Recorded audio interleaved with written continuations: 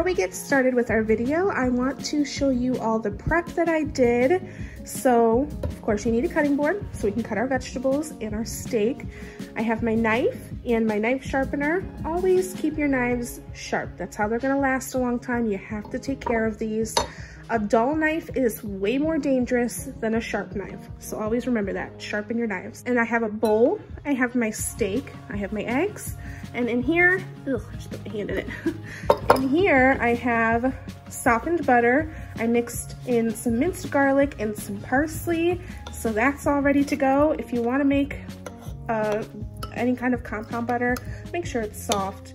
You know, you definitely have to have it soft, but look, this is all ready to go. You could wrap this up in plastic wrap, put a lid on this, and put it back in the fridge. I already did all of that, so now it's out, ready to be used. I have my veggies. We have mushrooms, onion, and zucchini. I have my pan ready to go. It's not on yet, but it's ready. I have some teriyaki sauce. You could do this homemade if you want, but this is a shortcut. This, right here. Yum yum sauce, like yum yum sauce. I have soy sauce, rice, salt, pepper, parsley, and ground ginger. You could use fresh if you've got it. If not, ground is fine. And that's my mise en place. Now I'm ready to get started. So we're gonna get started by getting our vegetables cut and ready to go. So for this zucchini, you have to cut the top and the bottom off. And then you have to cut it all the way down the middle. And then you're going to keep slicing and you'll get these little half moon shapes, which is perfect. That's exactly what we want.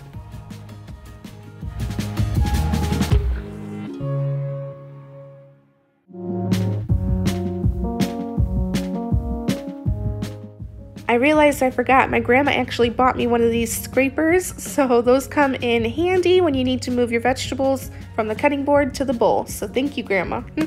Now we're gonna get started with the onion. I cut the top of the onion off, but leave the bottom on. This is gonna help keep the onion intact.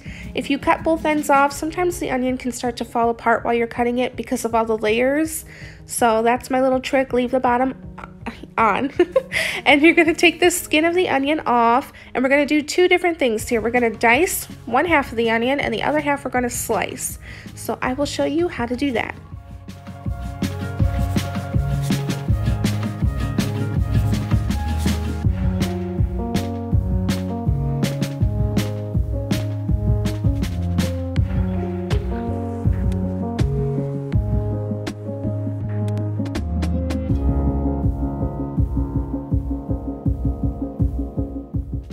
The next vegetable I'm using is mushrooms, but you can buy those already sliced and ready to go from your grocery store, so we're all done with our vegetable prep.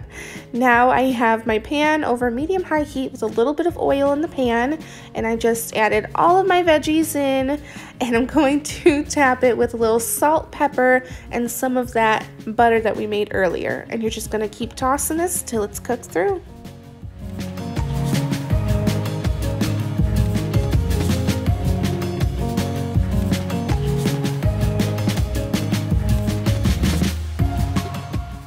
Once the veggies are done cooking, I like to add a little bit of teriyaki sauce, and then you can put those back in the same bowl because we're done with our veggies.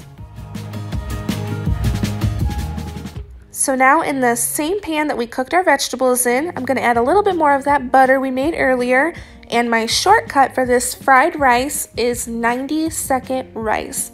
Y'all know me, I love me some 90-second rice. It's a great shortcut for this, but do not cook it first. You're supposed to put this in the microwave for 90 seconds, but do not, because then your fried rice can turn a little bit mushy and we don't want that. So just open the bag and put it right into the pan. We're gonna add the onions we diced earlier and a little bit of oil, and you're gonna stir that until the onions are cooked.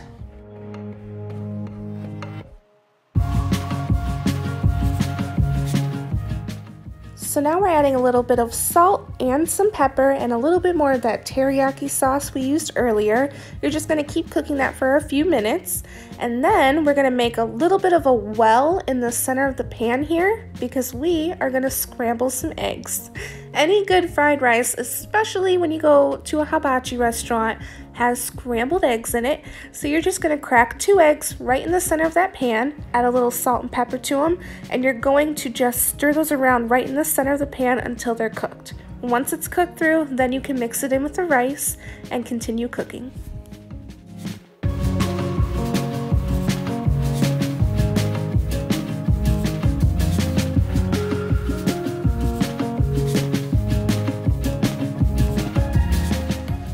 So now that the fried rice is done, I'm going to add a little bit more of that teriyaki sauce and a little bit of the soy sauce. This is why you need to be careful on how much salt you're adding, because both of those ingredients have a good amount of sodium in them, so be careful how much salt you put in here. But then it's done. Fried rice, super easy and super delicious.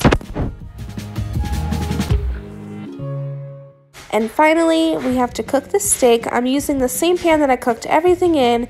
I'm adding a little bit more of the same butter, and then we're just going to put the steak right in. You can get this already cut up into bite-sized pieces at the grocery store, or you can buy a big chunk of steak and cut it up yourself. You could ask your butcher to cut it up for you. Anything works here. You could even do chicken if you don't want steak. But I'm a steak kind of girl. So I have some salt on here, some pepper, a little bit of ground ginger.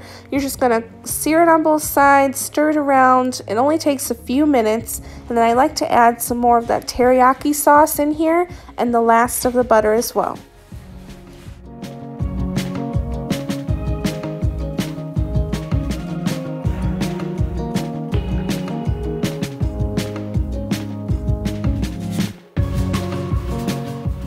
And there you have it, guys. Hibachi night at home. This was such a great dinner. It was pretty simple to make. You can find yum yum sauce at the grocery store. I found mine at Walmart. And that's it. Hibachi night at home. I hope you enjoy. I hope you make this for your family. And as always, make sure you like and follow my page, Keeping It Real, for more recipes and videos.